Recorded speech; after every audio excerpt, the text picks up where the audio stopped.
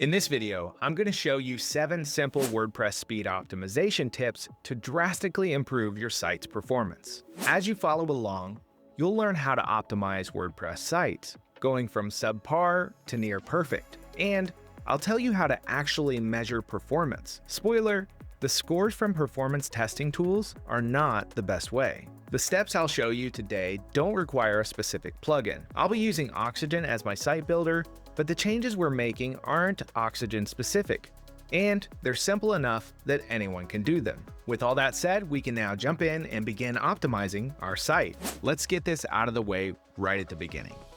Today's video isn't another tutorial focused on telling you to upgrade your hosting, enable compression, turn on caching, or use a content delivery network, also known as a CDN.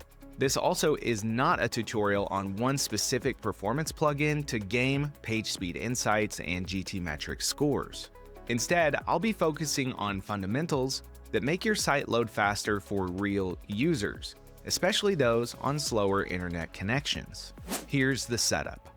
I've got a fairly image-heavy landing page built with Oxygen, which is a performance-conscious site builder that already eliminates a lot of the bloat associated with traditional themes and old-school page builders. It's hosted on an inexpensive Cloudways package with no gzip compression, caching, or CDN enabled. And here are our scores on page speed insights, GTmetrix, and gift of speed.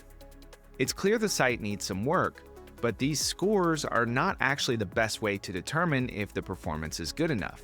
The main thing we're concerned about is perceived performance, or the actual experience of real users on slower internet connections. Checking perceived performance is super easy.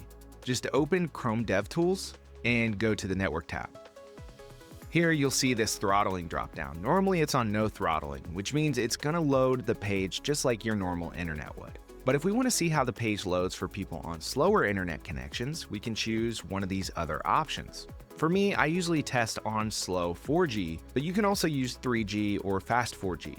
For the purposes of performance testing, we need to test with one of the slower options.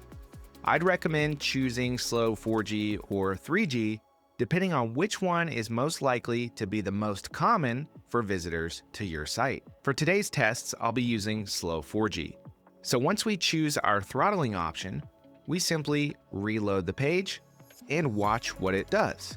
And if we watch, we can see it's taking a minute to even start the reload. And then once it comes in, it just looks like a mess. And then things shift a bunch as soon as it loads in. And then you start having these slow image loads, which is just not a great experience for users. So our focus today really is on improving the way this site loads on slow internet connections. We will be improving our performance testing scores, but using fundamentals, which, unlike tricks meant to game performance scores, will also improve the experience of loading the site for real visitors. Images are some of the heaviest resources on any site, but if you're careful, they don't have to drag your performance down. Let's take a look at improving performance by optimizing how our images load and the image files themselves. All right, so let's hop into Oxygen and start making some improvements to our images. The first thing we want to do is make sure that all of our images have the correct loading property or loading attribute value. The loading property tells the browser how to load the images, and you can use either eager to make them load as soon as the image element is processed. This is the default behavior for images, or lazy to tell the browser to load them when they're needed, essentially. This will help us reduce the amount of weight added by images that are below the fold or that you don't see when the website first loads, and to make sure the images above the fold that are visible when the website first loads are loaded early enough that you don't have that jarring loading issue that we saw in our test earlier. If we take a look here, we have this main image here. There is an image behind it, this kind of glow that I have behind that image. And then if we scroll down, we have these images here, a background image here, which we can't actually lazy load background images using the loading property, but we can still optimize them, which we'll do here in a few minutes. And then we have this image here. So those are our main concerns at the moment. And we're dealing with the loading property. So the way we add an attribute to an element in Oxygen is over here under the settings icon in the properties panel. And here we can add any attribute we want. So we know that we want loading equals eager for this image. Even though it's the default behavior, this ensures it doesn't accidentally end up lazy loaded by an optimization plugin or similar later. So we'll do loading for the attribute name and then eager for the value. And we need to do this a couple of more times. So a quick way we can do this in Oxygen is right-click our little settings gear and click copy settings. Now we can select another image, right-click and paste settings. Now we do have alt text on this, so we don't want to overwrite that. So we need to make sure to add that back after we paste these settings. Go ahead and add our empty alt attribute since this is a decorative element. So now we have loading eager on both of these images above the fold. We can actually do the same thing for the logo image. Let's check what the loading setting is set to. See, this is set to lazy loading, which you don't want for any images above the fold. So we'll change this to eager as well. Now let's go ahead and scroll down and take a look at these other images here. So we'll pick this one. And this time we want to actually lazy load these since they're just below the fold. So we will paste our settings and then we'll change the value to lazy. And then we can copy these settings and paste them across to all the other images. We'll do this one with the plants, right click, paste, and then the foggy ferns, paste the settings there. And finally, we have these shoes here. So we'll do the same setting for those. We want lazy loading. So now everything below the fold image-wise is lazy loaded, but everything above the fold image-wise, aside from background images, is set to eager loading. So that will certainly improve the way these images load for visitors. Now that we've handled the loading property for our images, which is kind of a table stakes, low-hanging fruit item, I want to actually look at one of the metrics in our tests. So here on Page Speed Insights, we have this cumulative layout shift or CLS score, which is in the red. This is basically a measurement of how much stuff is moving around without users expecting that stuff to move around. This typically happens when the page is loading, but can be anything that moves unexpectedly without user interaction. For images and videos, the easiest way to combat this is by adding explicit width and height attributes. So that's what we're going to do next. We need to start on the front end of the site because we have to use the inspector to determine the rendered width and height of our images. We're going to start with the logo here. So we'll right click and inspect. And once we find our image tag, we just need to hover over the source attribute value, which is the URL of the image, and look at how big it's being rendered. In this case, the rendered size is 256 by 106 pixels. Now we need to just pop into our site builder and add a width and height attribute to this image that matches the rendered size. So we'll add a width attribute with the value 256. We don't have to put in a unit, so no px. Now we'll add a height attribute of 106. So now that will essentially eliminate any layout shift from this image loading because the rendered size will actually be reserved for the image. Instead of it starting small and getting bigger and shoving things around, the browser will reserve that space for the image. Now let's do the same thing for all of our images. So we'll grab this background image here. It's absolutely positioned, so I don't think it'll actually impact CLS at all. But as a matter of good practice, let's go ahead and add the width and height for it. So we'll jump up to the front end and just repeat this for that image. We'll inspect, and we're going to find the source attribute for that image. The rendered size is 1440 by 810. So let's go add that in. Width is 1440 and height is 810. Now the one it really matters for is this image here since it's not absolutely positioned. So let's figure out what its rendered size is, which is right here in our DevTools, 398 by 597. So let's go in and add those. Width, 398. Height, 597. Now I'm just going to repeat this for the rest of the images on the page, and then we'll go retest our scores to see if our CLS has improved. So for these images, they all have the same rendered size, so this should be much faster. We'll just scroll down, right-click and inspect one of these, hover over the source attribute value. It's 198 pixels by 64 pixels. So we'll do that for the first one, then we can copy and paste those settings across. So width is 198. Height is 64. Now, since we want the same exact attributes on all of those images, we can just copy the settings here, select each image, and paste those settings in. Paste here, and one more. Now we have one more image to address, which is this picture of these floating shoes. So let's scroll down and check what the rendered size of that one is. Inspect, hover over the source, 800 by 1000, nice and easy. So let's go over here and add our width and height attributes to this one. Width, 800, add attribute, height, 1000. And there's actually one more logo image down here, so I'm just gonna copy and paste the settings from this one.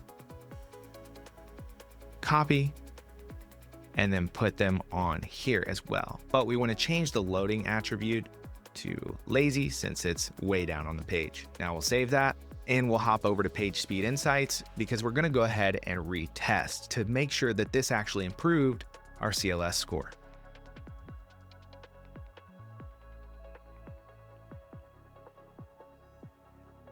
So you can see that we've already got some major improvement to the actual score itself. On desktop, we're even getting into the 90s, which is great because we've only made two pretty simple and easy changes so far.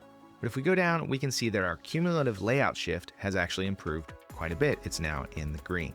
Now, some of our other changes will improve these scores even more, so let's move on to the next step. Now we're actually going to go through and optimize the actual image files themselves that are included on our page.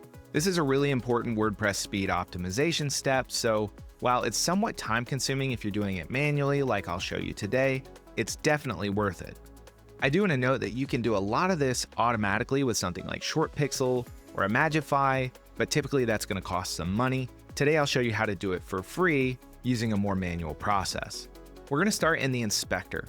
We already know how to find the rendered size of an image, which is how big the image is on the page in terms of pixels. But what we want to do is we want to look at the rendered size versus the intrinsic size, which is the actual size of the image that's being loaded behind the scenes. To do that, we just inspect and go down to the image source. We can hover over the URL to the image, and we can see not only the rendered size, but we can also see the intrinsic size, which in this case is 1,707 pixels by 2,560 pixels. The file size is 161 kilobytes. Clearly, if we're rendering it at 398 by 597, we don't need an image this big. So there's an opportunity to bring the intrinsic size closer to the rendered size, which will save us on file size. So here's the manual process for this. We're going to actually open up this link, which we can do by clicking the current source URL right there. And we're going to copy this image. Now we're going over to a web app called Photopea, which is kind of like Photoshop in your browser. You don't even have to log in to start using it. So you don't need an account. All you have to do is just paste the image and you're going to have it right here in the workspace. Now, the reason we're using Photopea is because it not only lets us resize the images, but it also lets us convert them to a more modern format. For instance, WebP was pretty popular a while ago and is more performant than, say, PNG or JPG. It also has really good browser compatibility now.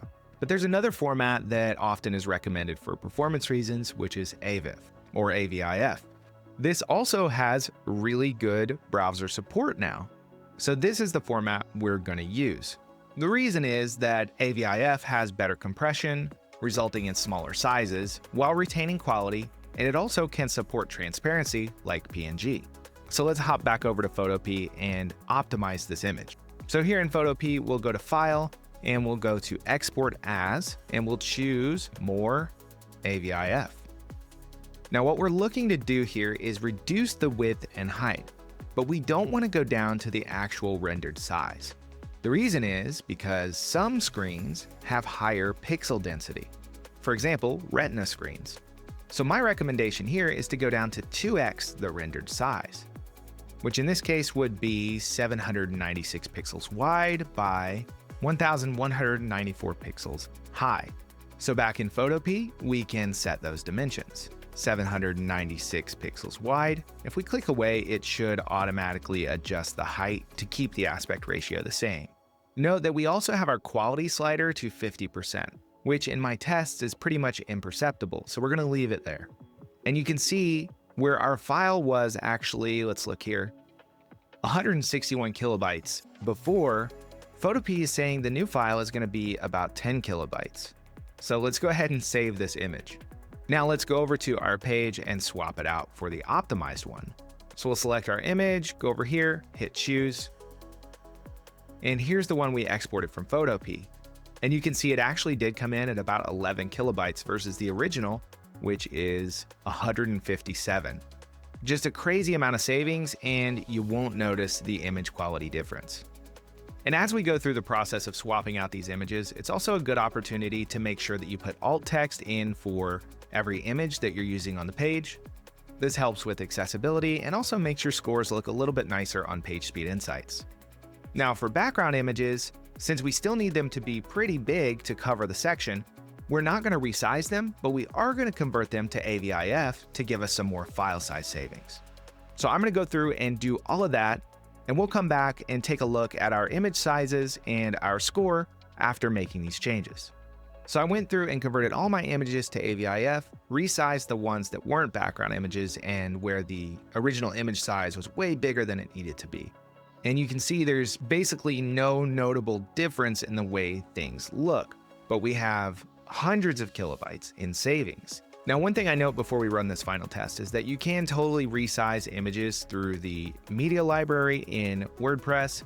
For instance, if you don't want to convert it to AVIF, you can just hit edit image and go in here to the scale option and adjust the dimensions there. But if you're watching this video, you probably need to convert them to either WebP or AVIF for the file size savings alone.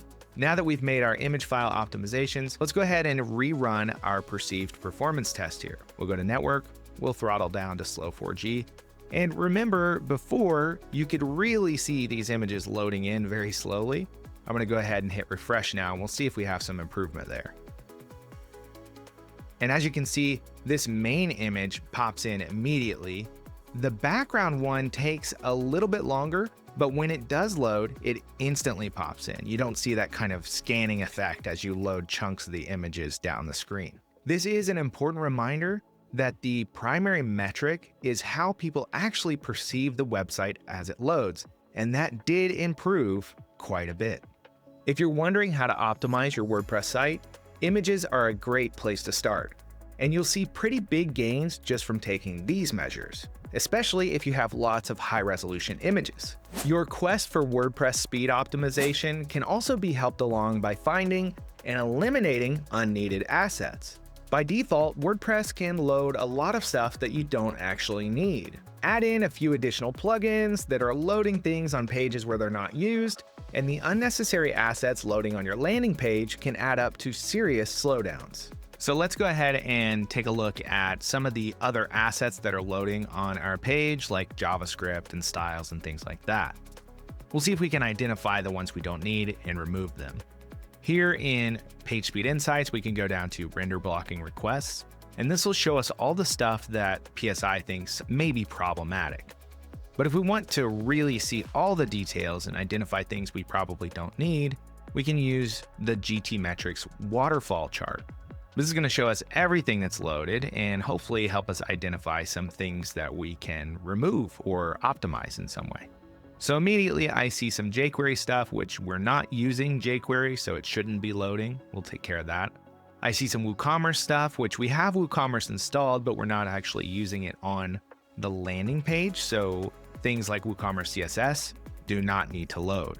Let's keep looking through here. Add to cart. We would only need that if we had the WooCommerce cart on the landing page, which currently we don't. So there's a lot of WooCommerce stuff here, which we'll address. Let's see, we have entrance animations from Oxygen. We have our fonts, which are loading from Google right now. And I know you can get some performance gains by loading your Google Fonts locally, so we'll take a look at that as well. Since we're using Oxygen, the first step is going to be to unload default WordPress bloat. So this is going to be stuff that WordPress loads by default, but that most sites don't actually need. To do that, we'll go into the dashboard and go to Oxygen Settings, and then we'll go to Performance. And here we have stuff like Gutenberg block CSS, which if we're not using Gutenberg, is completely unnecessary. We have remove and disable pingbacks, disable emojis, disable dash icons for logged out users, etc. So I'm just going to tick all of these because we don't need any of these particular assets, and this should help with performance a little bit. Let's go ahead and save those changes. Now, as I noted in the waterfall chart, jQuery is actually loading for logged out users. It's necessary for logged in users because the WordPress admin bar uses jQuery, but there's absolutely no reason that a logged out user should be loading jQuery when they visit our site. So one way we can get rid of that is with a code snippet. And I'm going to use WP Codebox because it's a really convenient way to create and manage code snippets on your site.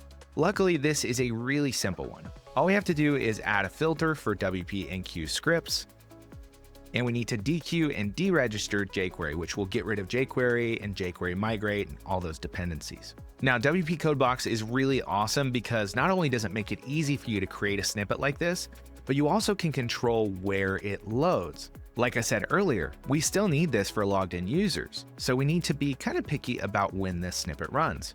If we open up the condition builder, you can see I've got a couple of conditions. I've created a condition for the location, and I'm telling the snippet only to run if it's on the front end. I also created a condition for user logged in status to make sure it only runs if the user is not logged in. So with those conditions, this is going to run exactly when we need it and not run in cases where it might cause some problems. So I'll go ahead and enable this snippet, which will get rid of the jQuery bloat on the front end for logged out users. Now, we also had a bunch of WooCommerce stuff loading, which we don't need on the landing page in its current state. And the easiest way to unload stuff like that on specific pages is a plugin called Asset Cleanup. This is free, it's available in the repository, and the way it works is you activate it and then go to Pages, go to your landing page, and we'll have a new meta box here that allows us to unload specific things from this page. So you can see our WooCommerce category here has 13 files, so we'll expand that out. And we don't need our brand styles, we don't need Source Buster, we don't need add to cart right now. We might in the future, so remember that you've unloaded this if you ever decide to add WooCommerce features to the landing page, like a mini cart, for instance. We don't need the block styles CSS. We don't need the jQuery block UI. We basically don't need any of this WooCommerce stuff. Now, there is one thing here that I think I'm going to keep, and it's the WooCommerce coming soon CSS file. I'm not positive that we actually need it, but it's pretty small, so we'll keep it for now. So we're just going to disable the rest of this WooCommerce stuff and then go ahead and save. And that's going to unload it just on this page, which is what we need for now. Asset Cleanup lets you kind of surgically remove things on specific pages while keeping stuff active where it needs to be. Now, the next improvement I want to make is to load our Google fonts locally. So the way we can do that is we can go out to fonts.google.com and we can find our fonts here. In this case, I'm using Enter, and I'll hit Get Font to add it to my list. And I'm also using Libre Baskerville. Now, instead of embedding these or anything else that's going to make a call out to Google Fonts, I want to actually download these. Once I have the font files downloaded, I'm going to have .ttf files for the fonts. But I need them to be .waft2 files in order to be able to load them as web fonts in WordPress. One website I've used to do this before is called Font Squirrel, and we can go over to Web Font Generator. We can upload our fonts and it will give us some WAF2 files that we can then use in WordPress. Now, in my testing, this didn't work for all of the fonts that I wanted to use, and it might be because one of the fonts is a variable font, but I found another tool that works really well, and it's called the Google Web Fonts Helper. I'll include a link to this in the video description because the URL is kind of wacky.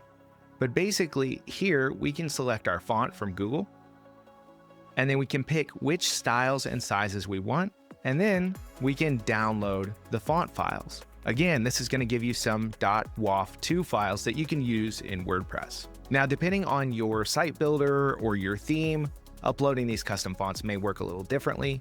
If your builder or theme don't offer a way to upload custom fonts, you might need to use a custom font plugin, and there are a few available in the WordPress repository. For me, I'm using Oxygen, which has a custom fonts option, so I'll show you how that works. Let's go ahead and edit this page in Oxygen.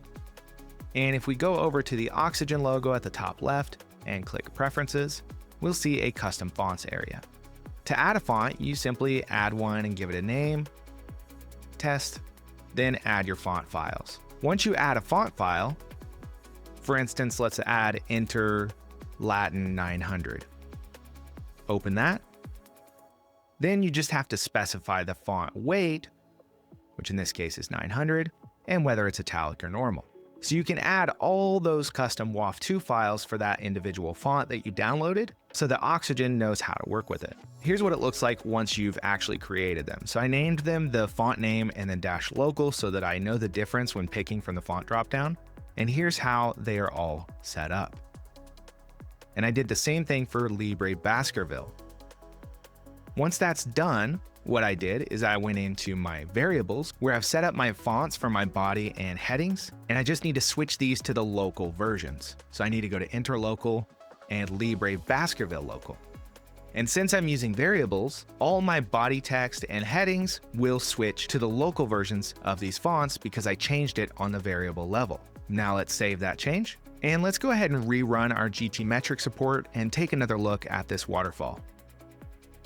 And the mind-blowing part is we're not even done yet, and our performance score is already up in the high 90s on GTmetrix, just from some of those optimizations that we've done. Let's take a look at the waterfall. And now we can see there are far fewer assets being loaded just at a glance. The WooCommerce stuff is gone, jQuery is no longer loading, etc.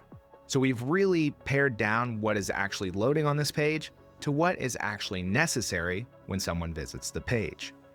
We got another big performance score improvement out of these steps, so we're moving in the right direction. As our final tweak, we can turn on caching and compression, the common answers to the question, how to speed up a WordPress site. We didn't wholly rely on these because while they can help a lot, it's essentially just a band-aid if you don't take care of some of the core issues we've addressed first. Now that we've taken care of a bunch of our fundamentals and we've actually improved things quite a bit without gzip compression, caching, or a CDN enabled, let's go ahead and rerun our tests and see where we're at. Our latest test on GTmetrix shows 98% performance, 97% structure, LCP of 1 second, and 0 CLS, so this is looking really good on GTmetrix. Let's rerun PageSpeed Insights and see where we're at. We're starting at 71 overall. We're at 95 performance on mobile, and on desktop, 99, and then 100s across the board on all the other metrics on both. Let's go take a look at Gift of Speed and see what it tells us. We're gonna go ahead and rerun the test here. And we're at a 99 out of 100. Again, this is all without having compression, without having caching enabled, and without a CDN. But we do want to enable those things. Let me show you first how to check whether they're enabled in the first place. So we'll go into our DevTools and go to the Network tab. We're gonna refresh, make sure Preserve Log is enabled, and we don't need to throttle right now. Let's just refresh. And this first request is the one we wanna look at. We're looking at the response headers. If you have caching enabled, you'll see something related to caching, not cache control, because this is saying no cache must revalidate, but you should see something like Xcache or something that says hit related to caching. You should also see content encoding, and it should mention gzip or whatever your encoding method is here in the response headers. I'm gonna go enable both gzip compression and caching on my server, and then I'll show you what the response headers look like when those are enabled. All right, I've got compression turned on now and caching. I did load up the Breeze plugin, which is the cache management plugin for Cloudways' caching system, to make sure everything was turned on, but otherwise it was just a matter of turning it on my server. And now that those are on, let me show you what those response headers look like in an incognito window. Go ahead and load up the site, open DevTools, go to the Network tab, make sure Disable Cache is unchecked, and then we're gonna refresh. And if we go over here to this first request, you can see now we have content encoding gzip, which tells us we have compression enabled. And then we have this x-cache response header that says hit. That means it's hitting the cache. So now that we have those turned on and ready to go, let's go ahead and rerun our final tests. We'll run one on PageSpeed Insights, we'll retest on GTmetrix, and then we'll retest over here on Gift of Speed. Let's pop over to PageSpeed Insights and look at what we've got.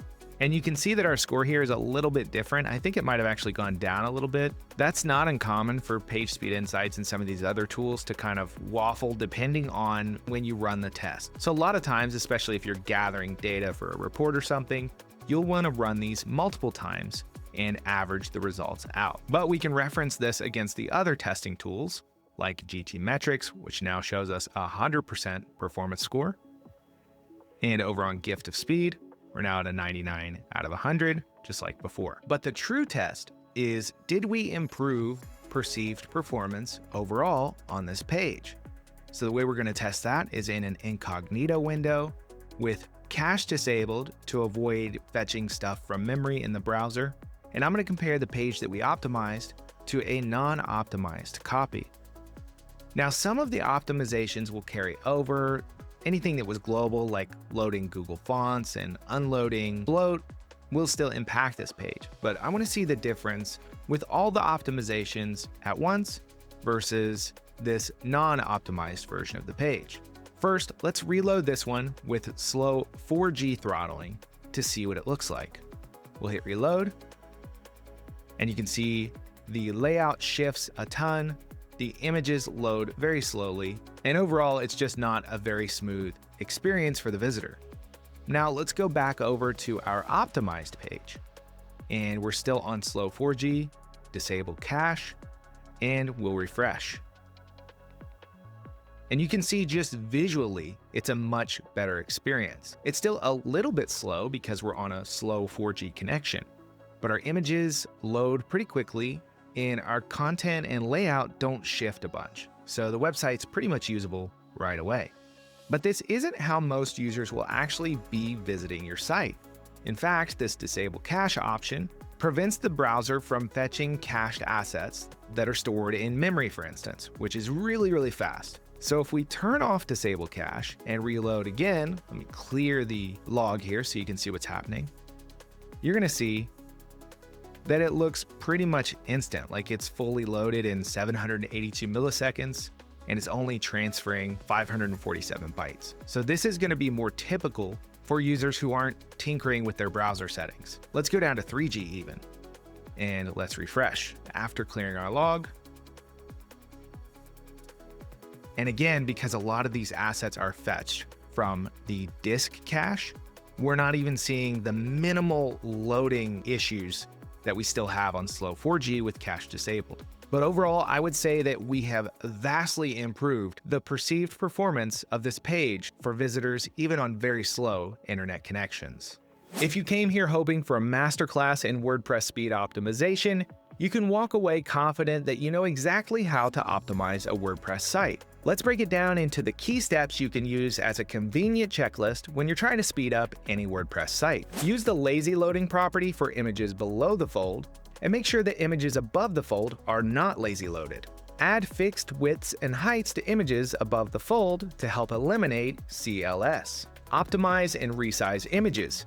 Use AVIF or another modern format like WebP for smaller sizes. Unload unnecessary scripts and styles on your homepage, including jQuery if you don't need it. Remove as much unneeded WordPress bloat, like emojis and Gutenberg block CSS, as you can. Load Google Fonts locally. And finally, make sure caching and compression are enabled. As a bonus, you can also use a CDN or content delivery network to speed things up even more. Now, your mileage may vary depending on your site builder and hosting, but if you follow these steps, your performance metrics will absolutely be improved. My name's Elijah, and that's how to speed up a WordPress site in a few simple steps.